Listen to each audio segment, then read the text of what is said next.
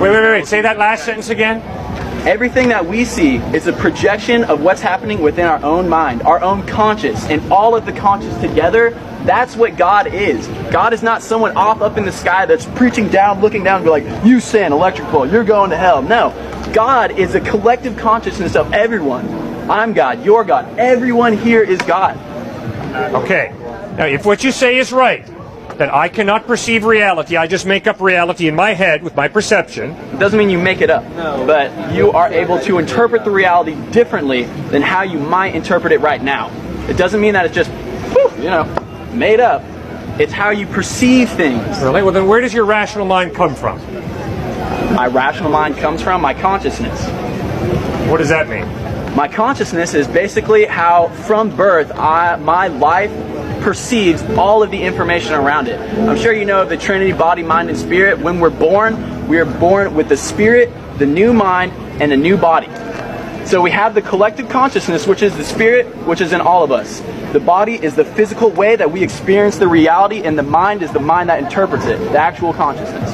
What is spirit? Spirit is what a lot of people like to refer to as God.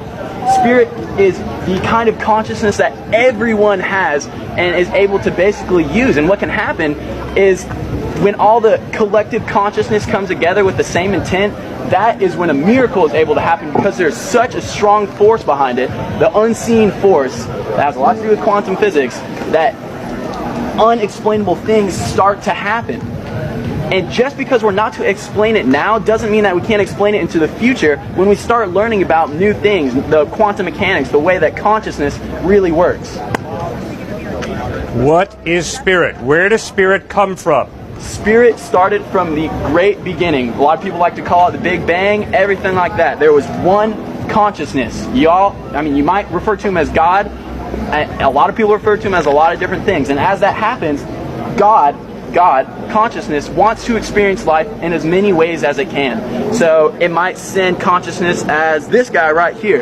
Intelligent, smart guy, he's experiencing consciousness in his own way. And then he might want to send it to some other person in India who grows up in some kind of temple, Buddhist temple, whatever. And he's experiencing his consciousness in a different way. So it is all of the same consciousness experiencing it in different realms. Does this stone have consciousness? That is an extremely good question, and that's something that we're trying to figure out right now, is if inanimate things are able to have a consciousness. I'll tell you what the stone does have, is it all resonates on the same frequency that I do. You're bringing up energy and matter. Well, quantum physics is starting to show that everything is not as solid as we thought. It's more like a light wave, and it's a condensed light wave that is able to just manifest into something that's actually hard.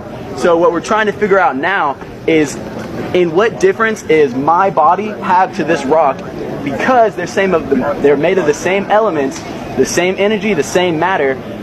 That is where the Buddhists get the idea that the observer, seeing, and the phenomenon are one and the same. They're not actually separate, because we are all made of the same building blocks, the same unit that our reality is constructed of.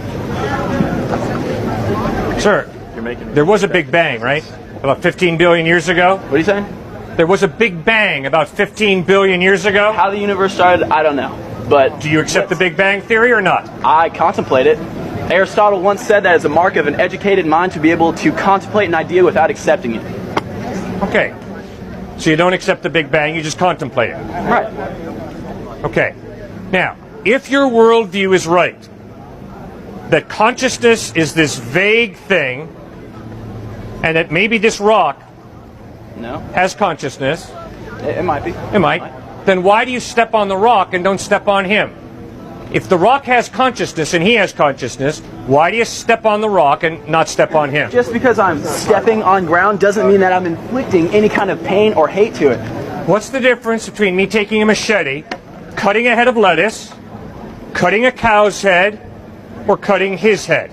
Is there a difference? Yes, there absolutely is a difference. What's the basis? Because plants are a way that everything in this life receives nutrition. There is not a single way to deny that. Everything comes from plants. And just because you're using a plant doesn't mean that you're even, again, hurting it, inflicting any kind of pain, because you're cycling through what is known as life. I would